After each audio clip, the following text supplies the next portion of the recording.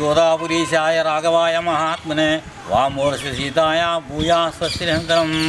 ఈ మూడూరు గోదాపురంలో వేసిన సీతారామ స్వామివారి దేవస్థానాన్ని 1859లో శ్రీరంగం నల్లాన్ చక్రవర్తి తిరుమలాచలయ్య గారికి రాముల వారు స్వప్నంలో కనపడి, నేను విజయవాడ దగ్గర ఉంటే గన్నవరంలో నేను ఉన్నాను, నా విగ్రహాలన్నీ ఉన్నాయి కాబట్టి మీరు వచ్చి ఆ విగ్రహాలని వేంచేసుకొచ్చి ఈ మోటూరులో దేవాలయం నిర్మించవలసిందిగా ఆదేశంతో తిరుమలాచార్యుల గారు ఇక్కడ ఈ మోటూరు గ్రామంలో 1959 సంవత్సరం ప్రతిష్ఠ చేసిన తర్వాత ఈ విధంగా ఈ దేవాలయంలో మామూలు శ్రీరామనవమిలో కూడా 7 రోజులు 7గురు ఉంటారు. ఈ కళ్యాణోత్సవాన్ని కూడా సేవించి ఆ తర్వాత ఈ తలంబ్రాలు తీసుకొని వెళ్తారు. అందరూ కూడా కళ్యాణం జరిగిన రోజున అన్న సంతర్పణ అంటే భక్తుల సహాయం, గ్రామస్తులందరూ కలిసి బయట భక్తుల దగ్గర నుంచి గ్రామస్తులు చందాలు వేసుకొని ఆ కార్యక్రమానికి వచ్చిన వాళ్ళందరికీ కూడా అన్నప్రసాదం వితరణ జరుగుతుంది. 3/4/2017 సప్తమి సోమవారం సాయంత్రం 7:50 ధ్వజారోహణ కార్యక్రమం అంకురార్పణ.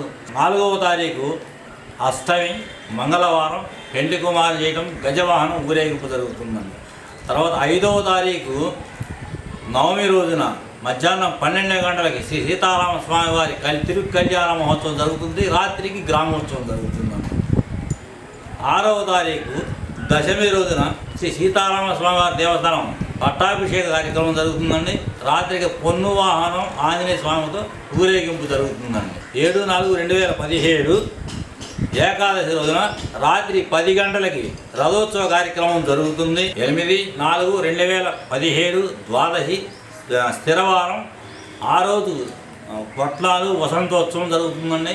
రాత్రికి దొంగల దోపోత్సవం అనేది ఒకటి జరుగుతుందండి. 9/4/2017 త్రయోదశి ఆదివారం నాడు రాత్రికి పవలింపు సేవ జరుగుతుందండి. ఆ కార్యక్రమాలతోటి మొత్తం కూడా సమాప్తం అవుతాయండి తిరుగు కళ్యాణం.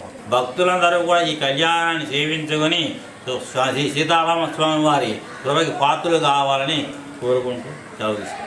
మోటూరు గ్రామం గోదాపురంలో వేంచేసి ఉన్న శ్రీ సీతారామచంద్ర స్వామి కళ్యాణ మహోత్సవంలో జరుగును.